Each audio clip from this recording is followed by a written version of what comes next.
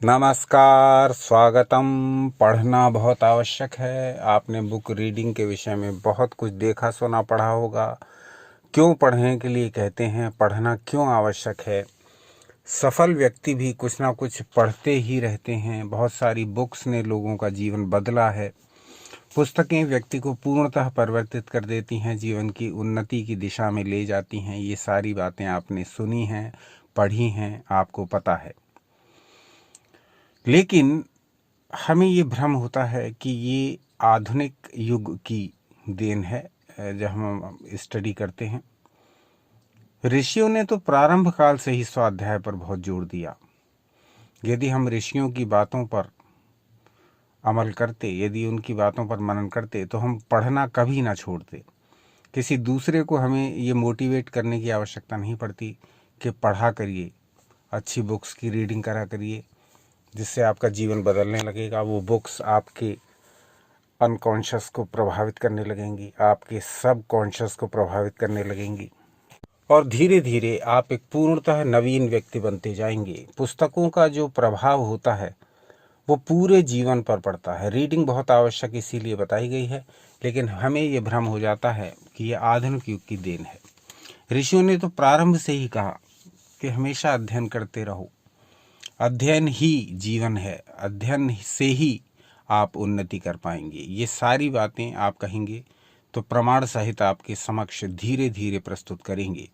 आज हम इस रीडिंग को, इस स्वाध्याय को आपके समक्ष एक श्लोक के माध्यम से रखेंगे, जिसमें हम स्वयं पढ़ने की महत्ता पर विचार करेंगे। कितना अधिक आवश्यक है कि आप अपने विकास के लिए कुछ ऐसी पुस्तकों का चयन करिए जो आपको उन्नति की दिशा में ले जाने वाली हों। चाहे आप नीति शास्त्र पढ़िए, चाहे आप आयुर्वेद शास्त्र पढ़िए, चाहे आप अध्यात्म शास्त्र पढ़िए। बहुत सारी बुक्स हम सजेस्ट करेंगे यदि आप कमेंट्स करेंगे। तो इंटरनेट का युग है, वाईफाई का युग है, एआई का युग है। इस युग में न तो पुस्तकों की जानकारी दुर्लभ है, ना उन पुस्तकों की पाठ्य सामग्री दुर्लभ है। तो बहुत सारी पुस्तकें हैं। धीरे धीरे हम अलग अलग पुस्तकों, अलग अलग विषयों की अलग अलग पुस्तकें जो ऋषियों द्वारा लिखी गई, उन सब के बारे में भी आपसे चर्चा करेंगे। वो पुस्तकें आज भी हमारे लिए क्यों उपयोगी हैं, इन सब की चर्चा करेंगे। सबसे पहले हम रीडिंग के महत्व को समझ लेते हैं। पढ़ने का महत्व इतना अधिक क्यों है, बुक रीडिंग के ऊपर इतना अधिक जोर आजकल क्यों दिया जा रहा है, जिसको कि हमारे ऋषियों ने तो पहले से ही हमें बताया कि भैया स्वाध्याय करो, निरंतर अध्ययन करो, अध्ययन में प्रमाद मत करो। ये सारी बातें हम इसके अगले अंक में आपके समक्ष रखेंगे। लेकिन आज एक श्लोक के माध्यम से हम अध्ययन की महत्ता, निरंतर पढ़ते रहने की महत्ता, बुक रीडिंग की आवश्यकता पर जोर देने वाला एक श्लोक आपके समक्ष प्रस्तुत कर रहे हैं। इसको जरा ध्यानपूर्वक देखिए। स्वाध्यायाद्योग मासीत, स्वाध्यायाद्योग मासीत, योगात् स्वाध्याय मामनेत, स्वाध्याय योग संपत्त्या परमात्मा प्रकाशते। इस श्लोक का पहले शाब्दिक अर्थ करते हैं, फिर इस श्लोक में छुपे हुए जो इनडायरेक्ट निर्देश हैं हम सबके लिए, उनका वर्णन करते हैं। तो क्या कहा गया ऋषियों द्वारा स्वाध्याय के विषय में? कहा गया, स्वाध्याय से योग में चित्त जुड़ता है। स्वाध्यायाद्योग मासीत, योगात् स्वाध्याय मामनेत। योग से स्वाध्याय में चित्त जुड़ता है। स्वाध्याय योग संपत्त्या, स्वाध्याय और योग से संपन्न व्यक्ति में क्या होता है? परमात्मा प्रकाशते, परमात्मा का प्रकाश प्रकट होता है। अब इस श्लोक की बारीकियों को समझिए, इस श्लोक की जो भावना है उसको समझिए, इस श्लोक के निर्देशों को समझिए। यहाँ योगी के लिए ये श्लोक दिया गया है कि योगी को चाहिए कि वो रीडिंग करता रहे, अध्ययन करता रहे स्वयं का। स्वयं का अध्ययन कैसे होगा? जब आप किसी भी पुस्तक का अध्ययन करते हैं तो वो स्वयं का अध्ययन होता है। आप उस पुस्तक में खो जाते हैं, आप मानो उस दृश्य में पहुंच जाते हैं जो आप पढ़ रहे हैं। इतिहास की आप पुस्तक पढ़ रहे हैं और किसी विशेष कालखंड की घटना पढ़ रहे हैं तो आपके मस्तिष्क में वो चित्र बनने लगता है कि उस काल में उस राजा ने इस परिस्थिति का सामना किया था। तो उस क्षण के लिए जितने समय तक आप पढ़ रहे होते हैं, आप वर्तमान से और भविष्य से दूर चले जाते हैं। आप पास्ट में उस घटना और उस परिस्थिति के गवाह हो जाते हैं, दृष्टा हो जाते हैं, जो परिस्थिति, जो घटना उस पुस्तक में वर्णित है। इसी प्रकार से आप कोई मोटिवेशनल साहित्य, आप प्रेरणादायक लिटरेचर पढ़ रहे होते हैं, तब आपके मन में एक प्रकार के स्फुरण उठने लगते हैं कि हाँ, असफलता तो कोई बड़ा विषय नहीं, असफलता तो सभी सफल लोगों के जीवन में पहले आ चुकी है, तो मैं क्यों सफल नहीं हो सकता। तो इस प्रकार का जो स्फुरण है, इस प्रकार की जो प्रेरणा है, वो भी आपके मस्तिष्क में कब उठती है? जब आप अध्ययन कर रहे होते हैं। छपे शब्दों में जो ऊर्जा है, जो एनर्जी है, उसका किसी भी अन्य पद्धति से आप मुकाबला कर ही नहीं सकते। आप इंटरनेट पर कितनी भी पाठ्य सामग्री देख लें, स्क्रीन से कितना भी कुछ पढ़ लें, सुन लें, लेकिन यदि आप छपे शब्दों के जादू से परिचित होना चाहते हैं तो आपको पुस्तकों का अध्ययन करते रहना होगा। वो छपे हुए शब्द जितनी बार आप पढ़ते हैं, उतनी ही बार वो नए नए अर्थों का आपके जीवन में समावेश करते चले जाते हैं। उतने ही बार वो अपने अर्थों को चमत्कारिक रूप से आपके समक्ष खोलने लगते हैं। यही कारण है कि सफल व्यक्ति एक ही पुस्तक को कई बार पढ़ते हैं।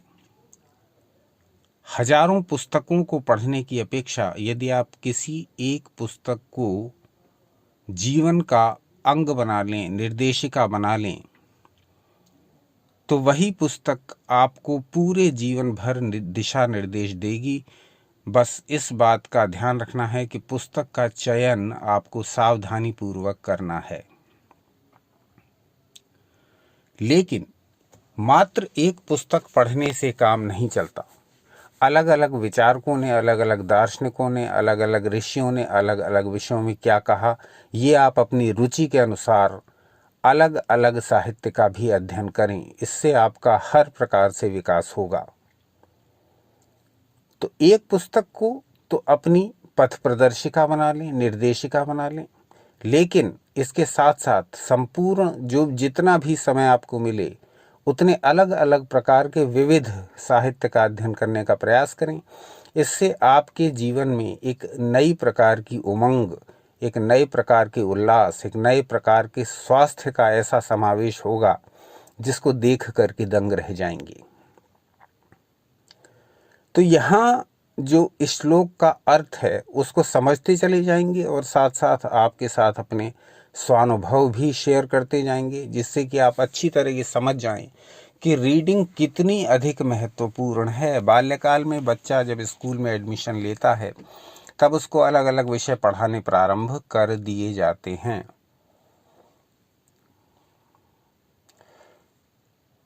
अब केवल और केवल व्यक्ति के एक पक्षीय विकास पर ही ध्यान दिया जाता है, लेकिन गुरुकुल की जो शिक्षा पद्धति थी उसमें व्यक्ति को संपूर्ण रूप से विकसित करने के लिए अलग अलग प्रकार की शिक्षाएं दी जाती थीं, अलग अलग प्रकार के शास्त्रों की। तो गुरुकुल की शिक्षा पद्धति एक अलग विषय है, आप कहेंगे तो इस विषय में अलग से वीडियो बनाएंगे। यहाँ हम चर्चा केवल स्वाध्याय बुक रीडिंग की ही कर रहे हैं। तो पुस्तकों का आपके जीवन में बड़ा महत्वपूर्ण स्थान है। पुस्तकों को दरकिनार करके, पुस्तकों को एक साइड रख करके व्यक्ति कुछ मिस कर देता है, कुछ ना कुछ खो देता है। कारण कि जो व्यक्ति अपने जीवनों को जी चुके, जो व्यक्ति अपनी लाइफ पूरी कर चुके, या जिन व्यक्तियों का जीवन अभी चल रहा है, वो सब अपने अपने अनुभवों को जो जीवन में उन्होंने प्राप्त किए वो आपके समक्ष पुस्तकों के माध्यम से साझा करते हैं। और जब आप किसी पुस्तक को पढ़ते हैं तो उसमें उस लेखक का व्यक्तित्व, उसका जीवन, ये सब आपको परिलक्षित हो जाता है। उसने कैसा जीवन जिया, उसने जीवन में क्या अनुभव किए, वो सब उसकी पुस्तकों के माध्यम से आपके पास पहुंच जाता है। तो आप बहुत सारे अनुभवों को बिना जिए ही, बहुत सारे अनुभवों को बिना भोगे ही, बहुत सारे अनुभवों को बिना अपने अंदर समेटे ही आप उनसे परिचित हो जाते हैं। इसे ऐसे समझिए कि जैसे अग्नि से हाथ जल जाता है, ये हमें पता है। तो इसका प्रमाण लेने के लिए हमें अग्नि में हाथ डालने की आवश्यकता नहीं, क्योंकि हमको पता है कि अग्नि में हाथ जल जाता है। उसी प्रकार से जब आप पुस्तकों को पढ़ते हैं तब आप उनके अनुभवों से परिचित हो जाते हैं जो उस लेखक ने लिखी है। फिर आपको उन अनुभवों को लेना है या नहीं लेना है, ये आपके ऊपर डिपेंड करता है। ये स्वाध्याय से आता है। जैसे जैसे आप अध्ययन करते चले जाते हैं, आपको बहुत सारी चीज़ें ऐसी मिलती चली जाती हैं जो आपने स्वयं पहले अनुभव की हैं या अनुभव नहीं की हैं। जो अनुभव नहीं की हैं वो आप दूसरे लेखकों के अनुभवों से जान सकते हैं। फिर उन अनुभवों को आपको प्राप्त करना है या नहीं करना है, ये आपके ऊपर होता है। तो स्वाध्याय तो करते ही रहना चाहिए। स्वाध्याय से नित्य प्रति नई नई बातें हमारे समक्ष आती हैं, दूसरों के अनुभव हमें जानने को मिलते हैं, और हमें अब अपने जीवन में क्या करना है क्या नहीं करना है इसकी गाइडेंस भी मिलती है। जीवन तो आपको ही जीना है, दिशा निर्देश आपको स्वयं तय करने हैं, परंतु पुस्तकों के अध्ययन से होता ये है कि आप अधिक समझदार हो जाते हैं, जीवन के प्रति अधिक जागरूक हो जाते हैं, और जीवन में क्या करना है या नहीं करना इसके प्रति आप सचेष्ट हो जाते हैं। तो बुक रीडिंग का अपना बहुत अधिक महत्व है, ये हम स्व अनुभव से जानते हैं। जब कठिन दिन चल रहे थे उस समय अध्ययन प्रारंभ किया, विभिन्न प्रकार की पुस्तकों की संगति की, विशेष तौर से सनातन शास्त्रों का अध्ययन किया। इसी क्रम में अलग अलग प्रकार के पुस्तकों और लेखकों से परिचय प्राप्त करने का प्रयास किया। आयुर्वेद से लेकर के अध्यात्म शास्त्र, योग शास्त्र, दर्शन शास्त्र और तंत्र शास्त्र का अध्ययन प्रारंभ किया। उन सब में बहुत सारी समानताएं देखने को मिली, उन सब में जीवन को जीने की दिशा मिली। ये व्यक्ति जो जीवन से निराश हो जाते हैं वो अध्ययन नहीं कर पाते होंगे, ऐसा हमारा विश्वास है। जो व्यक्ति नित्य प्रति अध्ययन करता रहता है, कुछ ना कुछ पढ़ता, सीखता, सुनता रहता है, उसको जीवन में कभी भी घोर निराशा लंबे समय तक नहीं साल सकती। जीवन में घोर निराशा के क्षण आते हैं, ये निश्चित बात है, सभी के आते हैं, परंतु उस घोर निराशा से निकलने की शक्ति उसके विचारों में ही छुपी होती है। और उसके विचार कब इस शक्ति को बाहर लाते हैं? जब वो स्वाध्याय करता है, जब व्यक्ति स्वयं का अध्ययन करता है। स्वयं का अध्ययन कैसे होता है? बुक्स से। स्वयं का अध्ययन करने के बहुत तरीके हैं, ध्यान है, नाम जाप है, मंत्र जाप है, भक्ति है, और उसी में एक स्वाध्याय भी है। स्वाध्याय का अर्थ बड़ा गंभीर है, बड़ा गहरा है। स्वयं का अध्ययन और पुस्तकों का अध्ययन, पुस्तकों में छुपा हुआ जो ज्ञान है वो ज्ञान हमारे हमेशा काम का रहता है। यदि ऐसा न होता तो वेदों की ऋचाओं को, उपनिषद के श्लोकों को, योग के सूत्रों को ऋषि मुनि अपने शिष्यों को एक पीढ़ी से दूसरी पीढ़ी में स्थानांतरित क्यों करते? वो कहते अपने अनुभव जीवन से ले लो, खुद ही जीवन जियो, खुद ही एक्सपीरियंस करो और खुद ही उसको भोगो। दूसरे लोगों का अनुभव लेने की क्या आवश्यकता है, या दूसरे लोगों के बारे में पढ़ने की या उनके विचारों को जानने की क्या आवश्यकता है?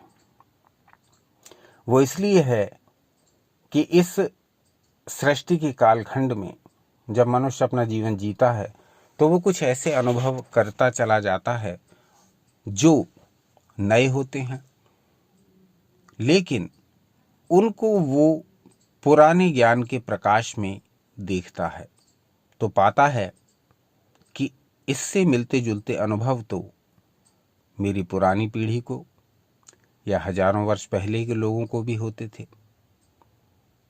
तो उसको अटपटा नहीं लगता है, उसको अजीब नहीं लगता है। कोई व्यक्ति दुख भोग रहा है तो यदि वो केवल अपने जीवन के अनुभवों पर आश्रित है तो वो यही सोचेगा कि मेरा कैसा जीवन है, ईश्वर ने मेरे साथ अन्याय कर दिया, मैं तो दुख भोग रहा हूं। परंतु जब यही व्यक्ति अध्ययन करता है, स्वाध्याय करता है, तब इसको पता चलता है कि दुख तो सभी लोग भोगते हैं। कौन व्यक्ति ऐसा है जिसके जीवन में दुख नहीं? अलग अलग प्रकार के दुखों से सभी पीड़ित हैं। तब उसको ये अनुभव होता है कि हाँ, दुख तो अवश्यंभावी है। जब तक ये जीवन है तो फिर उसको जीवन जीने का उसका जो नजरिया है, जो दृष्टिकोण है, जो उसका एटीट्यूड है, वो परिवर्तित हो जाता है। ये स्वाध्याय का लाभ है। एक व्यक्ति जो रोग से पीड़ित है, अलग अलग प्रकार के रोग होते हैं, तो यदि वो व्यक्ति स्वयं का जीवन जीता है, स्वयं के अनुभवों पर विश्वास रखता है, तब वो ये सोचेगा कि अरे ये रोग मुझे क्यों हो गया, इस रोग से मैं क्यों पीड़ित हो गया, मेरे साथ ही क्यों ऐसा अन्याय हुआ। लेकिन जब वो आयुर्वेद शास्त्र पढ़ता है तब उसे ज्ञात होता है कि हाँ, ये रोग तो इस कारण से होता है।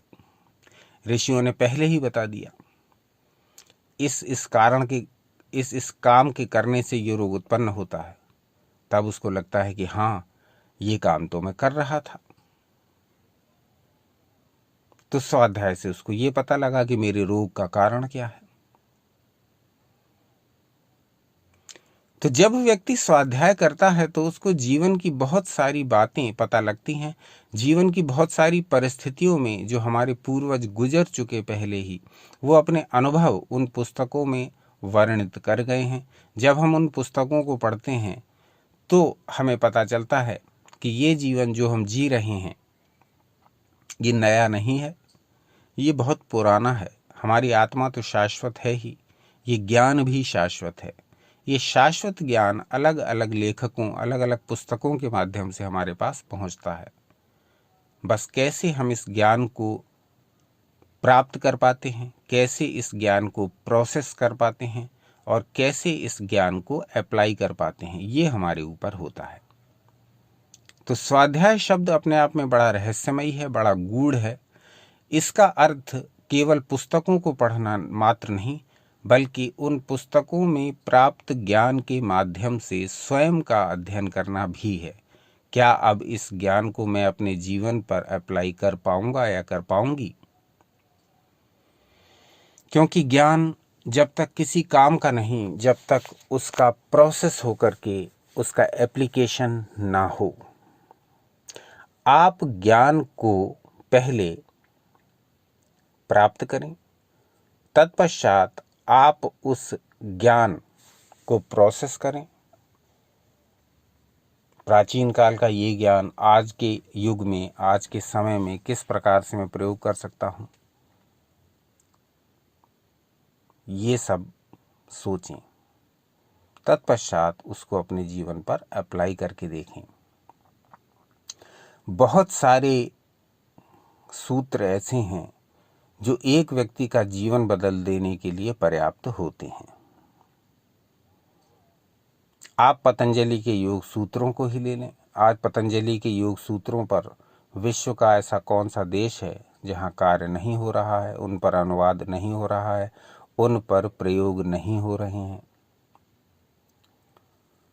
आज योग वशिष्ठ ग्रंथ, आज भगवद गीता जैसे ग्रंथ विश्व की प्रमुख भाषाओं में अनुवाद क्यों किए जा रहे हैं?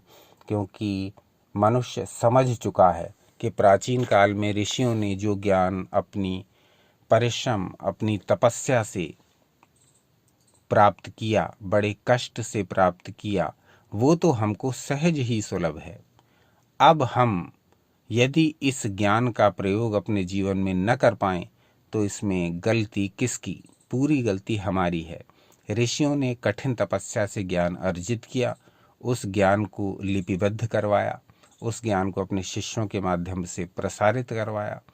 फिर भी वो ज्ञान यदि हमें नहीं उपलब्ध हो रहा है या हम उपलब्ध करके भी उसका प्रयोग नहीं कर पा रहे हैं तो इसमें पूरी की पूरी गलती हमारी है। तो स्वाध्याय नित्य प्रति किया करें। स्वाध्याय नित्य प्रति करने से एक लाभ ये भी होता है, ये स्वानुभव में भी आया है, कि आप न चाहते हुए भी फिर उस ज्ञान को धीरे धीरे अपने जीवन में अप्लाई करने लगते हैं। लंबे समय तक हम योग की केवल पुस्तकें ही पढ़ते रहे, लंबे समय तक पतंजलि योग दर्शन और योग की आसनों की अन्य पुस्तकें, हठ योग की अन्य पुस्तकें हमारे पास रहीं, परंतु कभी भी हमने किसी भी आसन का और किसी भी प्राणायाम का और किसी भी ध्यान का कभी अभ्यास नहीं किया। मंत्रों की बहुत सारी पुस्तकें हमने खरीद ली थी बहुत वर्षों पहले, लेकिन वो हम पढ़ते रहे, कभी भी हमने उनका किसी भी मंत्र का अभ्यास नहीं किया। लेकिन हम उनको समय समय पर पढ़ते रहे। एक समय ऐसा आया जब अंदर से ही रुचि जागृत हुई कि चलो अब इस मंत्र का प्रयोग करके देखते हैं, चलो अब इस मंत्र का जाप करके देखते हैं, चलो अब इस आसन को करके देखते हैं, चलो अब इस प्राणायाम को करके देखते हैं, चलो अब इस ध्यान को करके देखते हैं। धीरे धीरे समयानुसार ऐसी उस समय इंटरनेट का युग नहीं था, तो उस समय ऐसी पुस्तकें फुटपाथ पर से, बुक स्टोर से, जहाँ से भी मिल जाती थी, नई पुरानी सभी प्रकार की पुस्तकें संग्रह करनी पड़ी।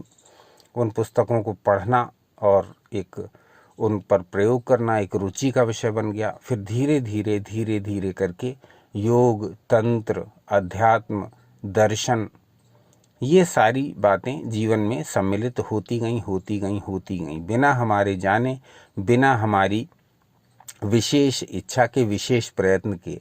केवल किससे? केवल स्वाध्याय से। निरंतर पढ़ते रहने से होता क्या है कि वो शब्द जिनसे आप प्रभावित हैं, या वो शब्द कहीं ना कहीं आपको छू रहे हैं, या आपके भीतर से ये इंसाइट आ रही है कि हाँ, ये तो बात सही लिखी है, हाँ, इस बात को तो मैं अप्लाई कर सकता हूँ या कर सकती हूँ, तो फिर आप उसको बस ऐसे ही पढ़ते रहिए, डेली पढ़ते रहिए। उनके संबंध में आप कुछ करेंगे भी नहीं और केवल उनको पढ़ते रहेंगे, तो एक समय ऐसा आएगा कि वो शब्द निश्चित रूप से आपके अचेतन में प्रविष्ट होकर के आपसे वही कार्य करवाने लगेंगे जो उन शब्दों के माध्यम से आप होने की, करने की, घटित होने की सोच रहे थे। ये एक बड़ी स्वानुभव वाली बात है और इस बात को आप अच्छी तरह जब ही जान पाएंगे जब आप इस बात को करेंगे स्वयं। तो कहने का अर्थ ये है कि स्वाध्याय का बड़ा महत्व है। जब भी आप किसी पुस्तक को पढ़ें, पुस्तकों का चयन भी बड़ी सावधानी से करें और अपनी रुचि की जितनी भी पुस्तकें हैं उन सबको ढूंढ करके लाएं। अब तो नेट और एआई का युग है, तो पुस्तकें बहुत आसानी से उपलब्ध हैं। तो अपनी रुचि की पुस्तकों को ढूंढ कर लाएं। जीवन में आप जो भी बनना चाहते हैं उससे संबंधित पुस्तकों का अध्ययन निरंतर करें। अध्ययन ही निरंतर कर लें। अध्ययन ही निरंतर कर लेंगे तो क्या होगा कि वो शब्द धीरे धीरे आपके भीतर अपना स्थान बनाना प्रारंभ करेंगे। और एक बार इन शब्दों ने आपके भीतर अपना स्थान बनाना प्रारंभ किया तो आपके अचेतन में ऐसे स्फुरण होंगे कि आप स्वतः ही बिना इच्छा के और बिना जाने उन कार्यों को करने लगेंगे, अनायास ही करने लगेंगे। इतना अधिक महत्व है स्वाध्याय का। तभी तो ऋषियों ने कहा, ध्यान से इस श्लोक को देख लीजिए जिसके प्रकाश में आज का पूरा वीडियो तैयार किया जा रहा है। स्वाध्यायाद्योगमासीत योगात् स्वाध्यायमामनेत। स्वाध्याय से योग में चित्त जुड़ता है। जब आप अध्ययन करते हैं, अब यहाँ योग का अर्थ बड़ा व्यापक समझिए सांसारिक दृष्टि से। यहाँ केवल गुफा में बैठने वाला वो योगी को संबोधित नहीं किया जा रहा है जो संसार से कट करके मात्र परमात्मा की प्राप्ति के लिए प्रयत्न करता है। योगी हर कोई है, हर व्यक्ति अपने अपने ढंग से योगी है। जो धन की प्राप्ति के लिए दिन रात लगा हुआ है वो भी योगी है, क्योंकि वो धन से योग करना चाह रहा है। वो चाह रहा है कि मेरे पास बहुत सारा धन आ जाए, तो धन से योग करना चाह रहा है। धनार्थी है तो वो भी योगी ही है, क्योंकि वो कुछ पाने की इच्छा कर रहा है। और ये पाने की इच्छा जो है वो भी भगवान की दी हुई है। इच्छा, ज्ञान और कर्म के त्रिकोण से ही आपका ये जीवन सुधरता है। तो यदि आप धन पाने के लिए भी प्रयत्न कर रहे हैं उचित रीति से, तो भी आप योगी ही हैं। तो आपका धन के साथ जब योग होगा तो आप धनी हो जाएंगे। जो व्यक्ति स्टडी कर रहा है किसी स्किल के लिए, किसी विशेष ज्ञान की प्राप्ति के लिए, विद्या की प्राप्ति कर रहा है, वो भी योगी ही है, क्योंकि जब उसका विद्या के साथ योग हो जाएगा तब उसका जीवन सफल वो अपना मानेगा। उसी प्रकार से जो परमात्मा की प्राप्ति के लिए प्रयत्न कर रहा है वो भी योगी है। किसी इष्ट देव या देवी की आराधना करके उनको प्रसन्न करने का प्रयत्न कर रहा है वो भी योगी ही है। तो योग का अर्थ बड़ा व्यापक है। योग का अर्थ होता है जुड़ना। आप जिस भी विषय से जुड़ रहे हैं आप योगी ही हैं। योग अर्थ जुड़ना। प्लस आप धन से जुड़ना चाहते हैं, आप यश से जुड़ना चाहते हैं, आप वैभव से जुड़ना चाहते हैं, आप ऐश्वर्य से जुड़ना चाहते हैं, आप स्वास्थ्य से जुड़ना चाहते हैं, आप ईश्वर से जुड़ना चाहते हैं। जुड़ना तो चाहते हैं किसी ना किसी से, जुड़ने से ही आपकी शक्ति बढ़ेगी। तो ये जुड़ना क्या है? यही तो योग है। इस व्यापक अर्थ में इस श्लोक को समझिए कि स्वाध्यायाद्योगमासीत योगात् स्वाध्यायमामनेत। स्वाध्याय से योग में चित्त जुड़ता है और योग से स्वाध्याय में चित्त जुड़ता है। योगात् स्वाध्यायमामनेत कहने का अर्थ क्या है कि जब आप रीडिंग करते हैं, जब आप स्टडी करते हैं, तब आप योग के संपर्क में स्वतः आते हैं। यानी जिस विषय में आपको रुचि है उससे संबंधित पुस्तकों का जब आप अध्ययन करते हैं तो उस विषय से संबंधित नई नई बातें आपके संज्ञान में आती हैं। फिर आपकी उन्नति बड़ी सरल, बड़ी सुखद, बड़ी सहज हो जाती है। तो आप चाहे धन प्राप्ति की इच्छा रखते हो, चाहे स्वास्थ्य प्राप्ति की इच्छा रखते हो, चाहे वैभव, यश, नाम प्राप्ति की इच्छा रखते हो, पद प्राप्ति की इच्छा रखते हो, या ईश्वर प्राप्ति की इच्छा रखते हो, ये सारी इच्छाएं दी हुई ईश्वर की ही हैं।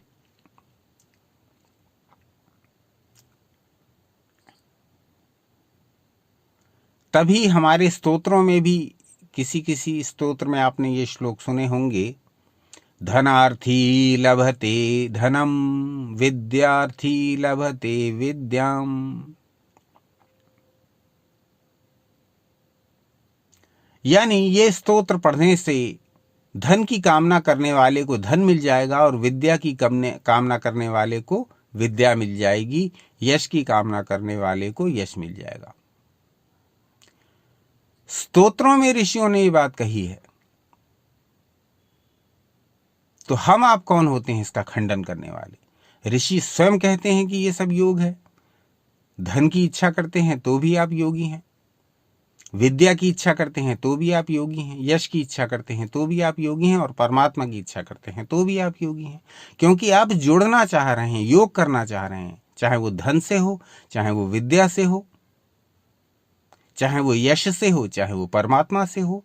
ये अलग अलग रुचियां हैं अलग अलग व्यक्तियों की। इस संसार में प्रभु ने सभी व्यक्तियों को एक जैसा बनाया ही नहीं। सबके फिंगरप्रिंट अलग, सबके जीन कोड अलग, सबके आई कोड अलग। तो हर व्यक्ति जब अलग अलग बनाया गया है तो उसकी अलग अलग इच्छाएं होंगी। मुंडे मुंडे मतिर्भिन्ना। जितने मुंडे हैं संसार में, सिर हैं, उतने ही मतियां हैं, उतने ही सोचने के तरीके हैं।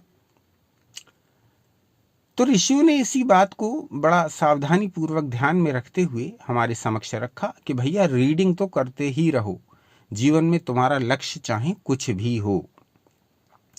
स्वाध्यायोगमासीत योगात् स्वाध्यायमामनेत। स्वाध्याय से योग में चित्त जुड़ता है और योग से स्वाध्याय में चित्त जुड़ता है। अब इसको अच्छी प्रकार समझ लीजिए इस श्लोक की पहली लाइन को ढंग से। जब आप रीडिंग करेंगे तो आप अपने विषय से संबंधित उन्नति को प्राप्त करने वाली बातें सीखेंगे। एक व्यक्ति जो स्वास्थ्य चाहता है वो स्वास्थ्य से संबंधित वीडियोस देखता है, स्वास्थ्य से संबंधित कार्य करता है और स्वास्थ्य से संबंधित साहित्य पढ़ता है। तो उसका जो स्वाध्याय है वो उसको कहाँ ले जाता है? उसके योग में ले जाता है जिससे वो जुड़ना चाहता है। वो व्यक्ति हेल्दी होना चाहता है, स्वस्थ होना चाहता है, अपने आप को जीवन भर निरोग रखना चाहता है, तो वो उस स्वास्थ्य से जुड़ जाएगा जिसका वो अध्ययन कर रहा है। स्वाध्यायाद्योगमासीत, स्वाध्याय से योग में चित्त जुड़ता है। अब इसे खाली परमात्मा से जुड़ने वाला योग मत समझिए, हर व्यक्ति की रुचि अलग है। तो जो व्यक्ति स्वास्थ्य संबंधी साहित्य का अध्ययन करेगा उसे स्वास्थ्य से संबंधित बहुत सारी बातें पता चलने लगेंगी, तो उसका उस विषय में योग हो जाएगा, यानी स्वास्थ्य के साथ उसका योग हो जाएगा, जुड़ जाएगा, उससे संबंधित नई नई बातें उसे पता लगेंगी और इस विषय में वो निरंतर उन्नति करता जाएगा। ऐसे ही धन के लिए समझिए, ऐसे ही यश के लिए समझिए, ऐसे ही अन्य विषयों के लिए समझिए। योगात् स्वाध्यायमामनेत, और योग से स्वाध्याय में चित्त जुड़ता है। अब आप इसको ऐसे समझिए कि यदि आपने कोई चीज पढ़ी है और उससे संबंधित काम भी आप करते हैं, तब आपका वो काम निरंतर उन्नति की दिशा में बढ़ता जाएगा। भाई जो भी आपका जॉब है, जो भी आपका प्रोफेशन है, जो भी आप काम आप करते हैं, उससे संबंधित यदि आप जानकारी भी अर्जित करते जाते हैं, उससे संबंधित नॉलेज आप अलग अलग सोर्सेस से ले रहे हैं, चाहे वो इंटरनेट हो, चाहे वो बुक्स हों, तो वो जानकारी आपकी दिनों दिन बढ़ती भी जा रही है और आप उससे संबंधित कार्य भी आप करते जा रहे हैं। आपके प्रोफेशन, आपके एरिया, आपके जो जॉब फील्ड है, उससे संबंधित आप काम भी कर रहे हैं और उससे संबंधित आप साहित्य भी पढ़ रहे हैं, उससे संबंधित इन्फॉर्मेशन भी ले रहे हैं अलग अलग सोर्सेस से, इंटरनेट से, एआई से, जगह जगह से, या उससे संबंधित लोगों से मिल करके। यानी हर प्रकार से आप नॉलेज भी गेन कर रहे हैं और वो काम भी कर रहे हैं, तो आपकी उन्नति निश्चित है। स्वाध्याय संबंधी इस श्लोक का यही अर्थ है कि स्वाध्याय आप करें तो आप अपने रुचि के विषय से जुड़ जाएंगे, और अपनी रुचि के विषय से जुड़ रहे हैं तो वो आपको स्वाध्याय से जोड़ेगा। अब ये जब दोनों जुड़ेंगे तब आपका जीवन उन्नति की दिशा में निरंतर बढ़ेगा। स्वाध्यायाद्योगमासीत योगात् स्वाध्यायमामनेत। स्वाध्याय से योग में चित्त जुड़ता है, योग से स्वाध्याय में चित्त जुड़ता है। जो व्यक्ति अपने प्रोफेशन में, अपनी जॉब फील्ड में निरंतर तरक्की, उन्नति, प्रोग्रेस चाहते हैं, उनको चाहिए कि वो जो भी कार्य कर रहे हैं या कर रही हैं उससे संबंधित नॉलेज निरंतर गेन करते रहें, निरंतर उससे संबंधित बातें पढ़ते रहें, सीखते रहें, सुनते रहें, उससे संबंधित चर्चा करते रहें, उसका मटेरियल इंटरनेट पर देखते रहें, एआई पर देखते रहें। हर तरीके से अपने प्रोफेशन, अपनी फील्ड से संबंधित बातों की जानकारी प्राप्त करके अपने जीवन को निरंतर उन्नति की दिशा में चलाए रखें। यही ऋषियों के इस श्लोक का छुपा हुआ संदेश है। ये कोई आध्यात्मिक श्लोक नहीं, ये कोई अव्यावहारिक श्लोक नहीं कि जिसको केवल वही योगी करें जो गुफाओं में बैठते हैं संसार से कट करके और केवल अपने मोक्ष हेतु साधना करते रहते हैं। ये व्यक्ति आपके लिए, हमारे लिए, ये श्लोक सबके लिए है। जिस फील्ड में, जिस कार्य में हम जाना चाहते हैं, जिस चीज़ से हम अपना योग, अपना जुड़ाव करना चाहते हैं, उससे संबंधित हम साहित्य पढ़ें, उससे संबंधित नॉलेज लें, भरपूर ज्ञान अर्जित करें और उस कार्य को भी निरंतर करते रहें। तब जा कर के ये आपका स्वाध्याय कंप्लीट माना जाएगा, तब जा कर के आप योगी कहलाएंगे। भगवत गीता में भी तो भगवान श्री कृष्ण ने निष्काम कर्म योग की व्याख्या की है, जिसमें उन्होंने कहा कि यदि आप कर्म की इच्छा किए बिना कर्म करते रहते हैं तो आप निष्काम कर्म योगी हैं। तो यहाँ जब हम धन की इच्छा करते हैं, और यहाँ जब हम यश की इच्छा करते हैं, और यहाँ जब हम स्वास्थ्य की इच्छा करते हैं, और यहाँ जब हम वैभव की इच्छा करते हैं, तब हम सकाम कर्मयोगी हो जाते हैं। यानी हम कर्म कर रहे हैं पर एक हमारे पास एक उद्देश्य है, हम कामना से कर्म कर रहे हैं। तो सकाम कर्म योगियों के लिए भी ये स्वाध्याय संबंधी श्लोक बड़ा ही विशिष्ट है, बड़ा ही लाभदायक है। स्वाध्यायाद्योगमासीत योगात् स्वाध्यायमामनीत। स्वाध्याय से योग में चित्त जुड़ता है, योग से स्वाध्याय में चित्त जुड़ता है। जो भी काम आप कर रहे हैं उससे संबंधित भरपूर जानकारी एकत्रित करते रहा करिए। जब भी समय मिले उस अपनी जो भी प्रोफेशन है, आपका जो भी जॉब है, उससे संबंधित साहित्य पढ़िए, इंटरनेट पर उससे सर्च करिए, एआई से पूछिए।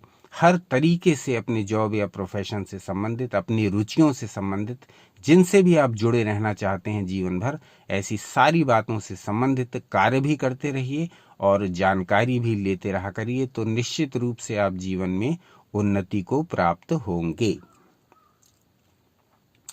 अब इस श्लोक का जरा हम दूसरा भाग देखें, यानी कि अब इसका उत्तरार्ध देखें कि इसमें क्या कहा गया है और वो कैसे हमारे लिए अत्यधिक महत्वपूर्ण है। स्वाध्याय योग संपत्त्या परमात्मा प्रकाशते। अब कहा गया कि स्वाध्याय और योग से संपन्न व्यक्ति में परमात्मा का प्रकाश प्रकट होता है। स्वाध्याय योग संपत्त्या परमात्मा प्रकाशते। अब जैसा कि हमने इतने लंबे चौड़े प्रवचन में यह जाना कि जब हम स्वाध्याय और योग को मिला दें, यानी जो भी हमारा प्रोफेशन है, जो भी हमारा जॉब है, जो भी हमारी रुचि है, जो भी हमारा लक्ष्य है, जो भी हम जीवन भर करते रहना चाहते हैं, उसके साथ साथ उससे संबंधित साहित्य को भी हम पढ़ें, वैसी ही पुस्तकों का हम निरंतर अध्ययन करते रहें, चाहे वो पुस्तकीय रूप में हो, चाहे वो इंटरनेट से हो, चाहे वो एआई से हो। तो क्या होगा? होगा ये कि जो व्यक्ति योग भी करता रहेगा, यानी कि अपनी रुचि का काम भी करता रहेगा और स्वाध्याय भी करता रहेगा, यानी उससे संबंधित नॉलेज भी निरंतर गेन करता रहेगा, तो क्या होगा? परमात्मा प्रकाशते। उसके, ये योगी के लिए कहा गया कि उसके जीवन में परमात्मा का प्रकाश होगा, परमात्मा प्रकाशित हो जाएगा, उसकी आत्मा में परमात्मा, परम आत्मा प्रकाशित हो जाएगा। क्रिएटर, सोर्स, अब वो अपने सोर्स से जुड़ जाएगा। तो यहाँ इस अर्थ को यदि हम सकाम कर्मयोगी की दृष्टि से देखें तो वो व्यक्ति अपने चरम लक्ष्य को पा जाएगा। जिस फील्ड में, जिस जॉब में, जिस प्रोफेशन में, जिस रुचि में, जिस लक्ष्य में, जिस अभीष्ट में वो व्यक्ति काम कर रहा है, तो उसकी पीक पर वो पहुंच जाएगा। वो व्यक्ति अपने क्षेत्र में टॉप पर होगा, बुलंदी पर होगा। कौन व्यक्ति? जो व्यक्ति अपना काम भी करता रहेगा और उससे संबंधित जानकारी भी निरंतर अर्जित करता रहेगा। ऐसा सकाम कर्मयोगी अपने जीवन के उच्चतम लक्ष्यों को, अभीष्ट लक्ष्यों को, परम चरम लक्ष्यों को, सोचे हुए लक्ष्यों को बहुत ही निश्चितता से प्राप्त कर लेगा। कौन व्यक्ति? जो व्यक्ति स्वाध्याय और योग का संगम करके चलेगा, जो व्यक्ति अपने कर्मों को भरपूर तरीके से करता रहेगा, पूरी दृढ़ता के साथ, निष्ठा के साथ, बिना रुके, बिना थके, बिना डरे, बिना कंफ्यूज हुए, जो व्यक्ति अपने जीवन के लक्ष्यों की प्राप्ति में निरंतर लगा रहेगा और साथ साथ स्वाध्याय, उससे संबंधित जानकारी भी अर्जित करता रहेगा, तो ऐसे व्यक्ति के हृदय में योगियों की दृष्टि से कहा गया कि परमात्मा प्रकाशित हो जाता है। तो ऐसे अगर व्यक्ति परमात्मा की प्राप्ति के लिए प्रयत्न कर रहा होगा तो उसको परमात्मा की प्राप्ति हो जाएगी। और ऐसा सकाम कर्मयोगी यदि अपने किसी लक्ष्य की प्राप्ति के लिए प्रयत्न कर रहा होगा, अपने अपने क्षेत्र में टॉप पर पहुंचने के लिए, अपनी अपनी रुचि के क्षेत्र में आगे बढ़ने के लिए, तो निश्चित रूप से वो टॉप पर पहुंचेगा। निश्चित रूप से उसकी अत्यधिक प्रगति होगी। चाहे वो स्वास्थ्य के क्षेत्र में कर रहा हो, चाहे वो धन के क्षेत्र में कर रहा हो, चाहे वो सौंदर्य के क्षेत्र में कर रहा हो या कर रही हो, चाहे वो अध्यात्म के क्षेत्र में कर रहा हो। जिस भी क्षेत्र में जो भी व्यक्ति लगा हुआ है, जिससे वो योग करना चाहता है, जिससे जुड़े रहना चाहता है, और उसके साथ साथ वो उससे संबंधित स्वाध्याय भी करता रहता है, अध्ययन भी करता रहता है, और अपने जो कार्य हैं इन दोनों को और स्वाध्याय के साथ जोड़ करके यदि वो अपनी दिनचर्या को व्यवस्थित कर लेता है, तो निश्चित रूप से उसके जीवन में परम प्रकाश होता है। परमात्मा प्रकाशते, एक निष्काम कर्मयोगी के लिए परमात्मा का प्रकाश उसके जीवन में हो जाता है। एक सकाम कर्मयोगी के लिए वो अपने प्रोफेशन में, वो अपनी रुचि में, वो अपने जॉब में टॉप पर पहुंच जाता है। इस श्लोक का बड़ा गंभीर, बड़ा गूढ़ अर्थ है। ये हमने अपने जीवन पर प्रयोग के द्वारा जाना। समस्त श्लोक किसी न किसी अर्थ को समेटे हुए हैं। इनडायरेक्ट रूप से वो हमें अलग अलग संदेश भी देते हैं, लेकिन कुछ लोग मूढ़तापूर्वक एक श्लोक को केवल एक ही अर्थ में प्रयोग करके हमें, हमारी बुद्धि को, हमारे जीवन को सीमित कर देते हैं कि इसमें तो ये कहा गया है, इसका अर्थ ये है। तो ऋषियों ने हमेशा जब भी कुछ लिखा, जब भी कुछ बताया, तो हमेशा उसके कई अर्थ निकले। उन अर्थों को हमें पकड़ना होता है और उन अर्थों को अपने जीवन में ढालते हुए अपने जीवन की निरंतर उन्नति करनी होती है। इस चैनल पर आपको इस प्रकार के अनेक प्रवचन मिलेंगे जो आपके जीवन को निरंतर उन्नति की ओर ले जाने वाले होंगे। इनमें से आज का प्रवचन स्वाध्याय पर था, जिसके माध्यम से हमने जाना कि यदि हम अपने अपने क्षेत्रों में उन्नति चाहते हैं तो हमको उससे संबंधित साहित्य का भी अध्ययन करते रहना चाहिए, उससे संबंधित नॉलेज जहाँ से मिले वहाँ से ग्रहण करते रहने चाहिए और अपने कर्मों में दत्तचित्त होकर के लगे रहना चाहिए। इतना मात्र हम कर पाए तो हम अपने जीवन के किसी भी क्षेत्र में, चाहे काम कर रहे हों, चाहे हम कुछ भी बनना चाहते हों, चाहे हम धनार्थी हों, चाहे हम विद्यार्थी हों, चाहे हम यशार्थी हों, चाहे हम ऐश्वर्यार्थी हों, हम चाहे परमार्थी हों, कोई भी हो, कोई भी हमारा लक्ष्य हो, हम अपने अपने क्षेत्रों में विजयी होंगे, हम अपने अपने क्षेत्रों में टॉपर होंगे, हम अपने अपने क्षेत्रों में कुछ ऐसा करेंगे जिसको देख करके संसार कह उठेगा कि ये है विशिष्ट व्यक्ति। ऐसी ही महिमा इन ऋषि वाक्यों की, जिसको हम यदि ठीक से समझें और अपने जीवन में अप्लाई करें तो ये वाक्य हमें निरंतर उन्नति की ओर ले जाएंगे। तो स्वाध्याय का जो प्रवचन है उसका सार ये है कि आप जो भी कार्य करें बहुत दत्तचित्त होकर के करें, दृढ़तापूर्वक करें, अपनी रुचि का कार्य करें, निरंतर करें और उससे संबंधित जानकारी हमेशा प्राप्त करते रहें, चाहे वो बुक रीडिंग के माध्यम से हो, चाहे वो और जो सोर्सेस हैं इन्फॉर्मेशन के उनके द्वारा हो। ऐसी पुस्तकों का संग्रह करने का प्रयास करिए जो आपकी रुचि से संबंधित हों, आपके जॉब, आपके प्रोफेशन से संबंधित हों। उनको समय समय पर पढ़ते रहिए। आपके दिमाग में हमेशा नए नए विचार नई नई भावनाएं, नए नए स्फुरण आते रहेंगे, जिससे आप अपने क्षेत्रों में निरंतर उन्नति करेंगे। सभी व्यक्ति उन्नति करें, अपने अपने क्षेत्रों में टॉप पर पहुंचें, ऐसी आकांक्षा है, ऐसी प्रार्थना है, ऐसा विश्वास है। आज का अंक कैसा लगा ये अवश्य बताइए। बहुत विस्तृत वीडियो हो चुका है ये, लगभग 45 मिनट का।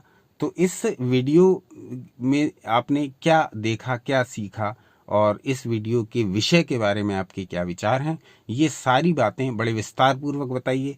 क्योंकि यदि आप इस प्रकार के विचार रखेंगे तो हम स्वाध्याय के विषय में शास्त्रों से और सामग्री ला करके उनकी भी भरपूर चर्चा आपके साथ करेंगे। बस आज का अंक यहीं